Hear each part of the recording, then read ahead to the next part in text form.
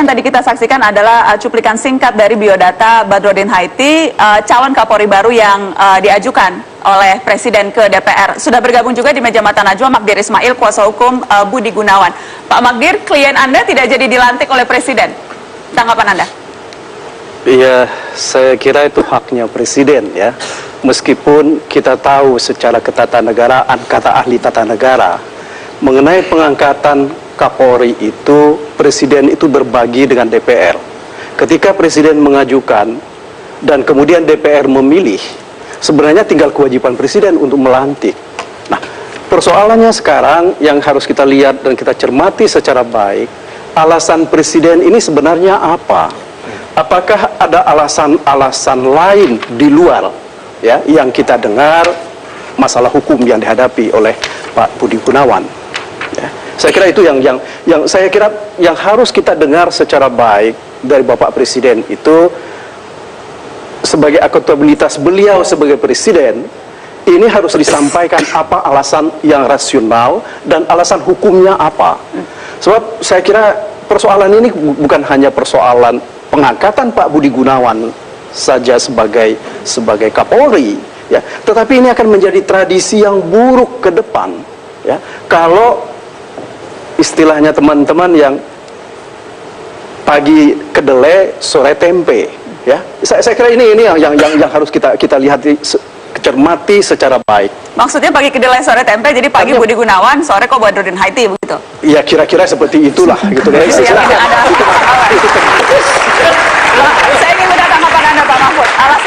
Alasan hukum yang rasional, tadi memerlukan alasan yang rasional dan sebagainya. Saya kira situasi politik, lalu keterjepitan Presiden oleh kepentingan politik yang berbeda itu bisa dijadikan alasan untuk mencari jalan keluar, lalu dibungkus dengan hukum sehingga menjadi benar. Caranya bagaimana? Kalau kembali ke undang-undang itu, Presiden kirim surat ke DPR, kami tidak melanjutkan pengangkatan BG yang sudah disetujui oleh DPR kemarin, kami mengajukan calon baru, mohon persetujuan.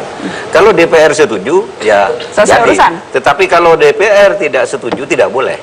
Itu satu. Tetapi ini ada sesuatu yang menarik. Kalau di dalam undang-undang itu disebutkan DPR harus memberikan persetujuan dalam 20 hari. Ya kan?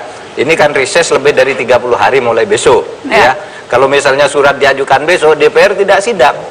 Nah, kan DPR tidak memberi persetujuan. Nah, menurut undang-undang, kalau dalam 20 hari DPR tidak memberi persetujuan, oleh undang-undang dianggap setuju dan DPR bisa melantik. Mungkin itu sebabnya Jokowi ini memilih momentum menjelang reses. Jadi timingnya juga pas ya? Mungkin ya.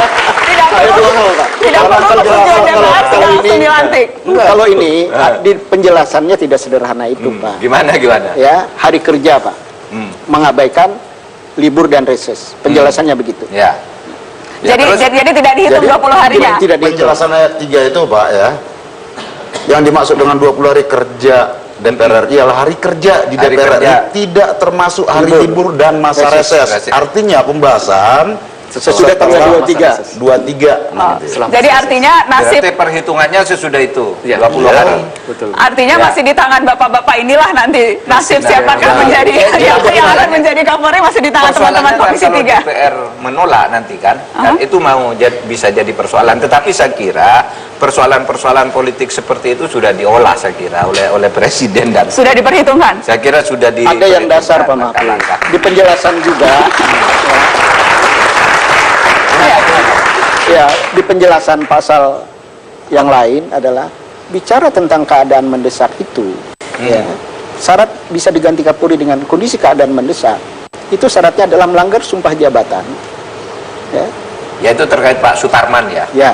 Bukan Pak BG. Itu dasarnya. Jadi kita tuh makanya saya bilang, kita tuh bingung kalau baca undang-undang itu. Agak susah kita memprosesnya. Kenapa? Karena itu jelas pergantian itu ada melanggar sumpah jabatan. Ya, dan membahayakan dalam keadaan orang ini sudah tidak bisa lagi gitu loh dalam kondisi stabil. Nah, itulah yang membuat ada alasan pemberhentian Kapolri itu. Ini yang menurut saya hati-hati melihatnya gitu loh. Nah, itu yang membuat Komisi 3 membaca persoalan ini harus, ini komisi hukum, Pak. Masa kita memproduk sesuatu yang di luar hukum ini yang jadi susah. Saya melihat ini, saya ingin melanjutkan soal implikasi politik tadi. Yang paling bisa lihat satu, apakah DPR menyetujui atau tidak. Nah, itu akan dilanjutkan isu hak interpelasi, hak angket dan seterusnya. Yang paling ekstrim yang ketiga yaitu isu pemakzulan, meskipun itu paling ekstrim. Nah, yang saya baca Pak Jokowi sebenarnya ini soal cost benefit ya. Ini soal manfaat mudarat politik. Mana yang paling kecil mudaratnya, kira-kira gitu secara politik. Dan satu pesan menurut saya, ini ada momentum reses yang dilakukan oleh DPR, itu alangkah baiknya. Saya kerap mengatakan ada keterputusan antara siklus 5 tahun kerja anggota DPR, wakil rakyat itu, dengan arena politik 5 tahunan itu.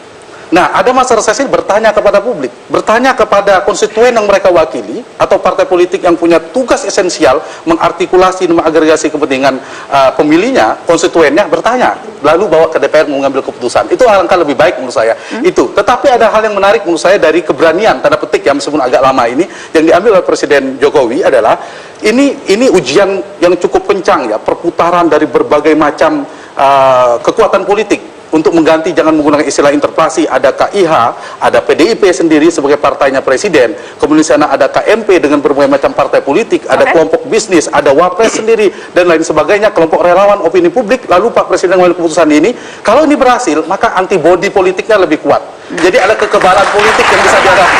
Tapi kalau ini tidak diambil, akan terombang-ambing, karena suatu saat akan tanda petik melayani, akan semakin sulit berhadapan dengan kekuatan politik. Ini kan politik. Jadi ini ujian baru. Betul, pondasinya tetap dipertahankan. Pak Jokowi punya tantangan lebih cermat dan terampil membangun pilar-pilar baru agar pemerintahannya lebih kokoh. Bagaimana berhadapan dengan Pak Masinton, berhadapan dengan Pak Desmond dan lain sebagainya. Tapi politik. Ini saja KIH dan KMP. Kita akan lanjutkan bagaimana ujian Jokowi ke depan dengan menghadapi anggota Komisi 3 DPR RI setelah pariwara berikut ini.